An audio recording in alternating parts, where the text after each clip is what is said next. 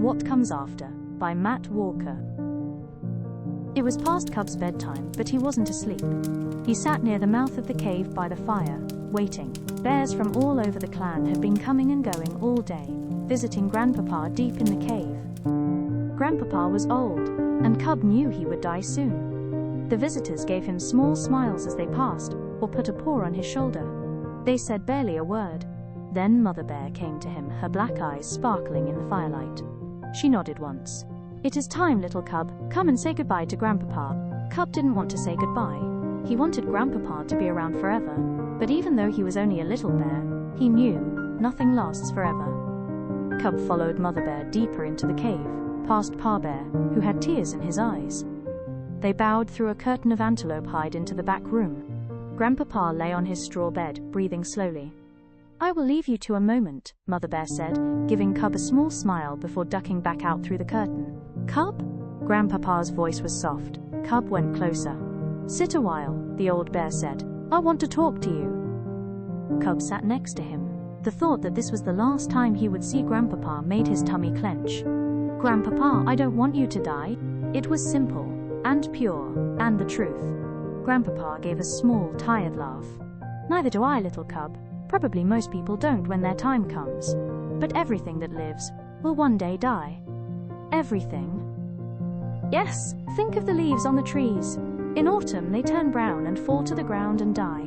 They become part of the earth again, just like we do. Even the great trees in the forest will die one day. That's why we must make the most of what we have." Cub thought about this. "Will you see Grandmama again?" The old bear sighed. "It would be nice to believe that, Little Cub, but I don't think so. When I die, my body will return to the earth, just like the leaves and trees. So how will I see her? That is why you must cherish those you love whilst you can, because life is short, even for an old bear like me. But where will you go?" "I will be nowhere, just like before I was born." Cub frowned. "I don't understand." Grandpapa smiled gently. "Where were you before you were born?" Cub thought. "In Mummy's tummy. Before then, you were nowhere. You weren't you. There was no you. And that's what it will be like when I die.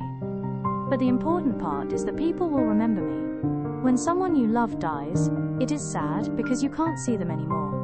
But you can remember them. You can remember all the kind things they did for you. That's why it's so important to be kind, Little Cub.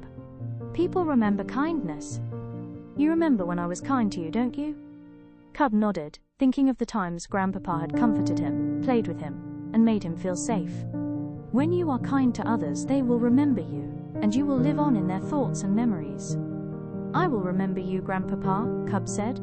"But what will I do when you're gone?" Grandpapa's eyes twinkled.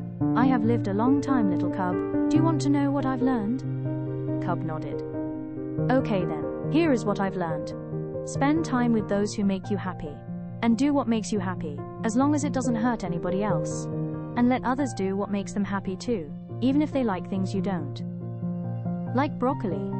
"Well, it can be a bit more complicated than that," Grandpapa laughed, "but yes." His gaze turned wistful. "The world is big and waiting for you, Little Cub. When you are sad, do you know what helps?" Cub shook his head. "Do something kind for someone else. It doesn't matter who. It will make you feel better, I promise." Cub frowned. "But how?" Grandpapa chuckled. "I don't know, but it's the closest thing we get to magic." The old bear sighed. "It is time. I don't know how it went so fast. Time always seems to go quicker the older you get. Just know I was so proud to be your Grandpapa." Tears spilled down Cub's cheeks. He threw his arms around Grandpapa and held him close, one last time. "Now go," said Grandpapa. "Go and live your life." And Little Cub turned and ran from the cave and out into the big wide world.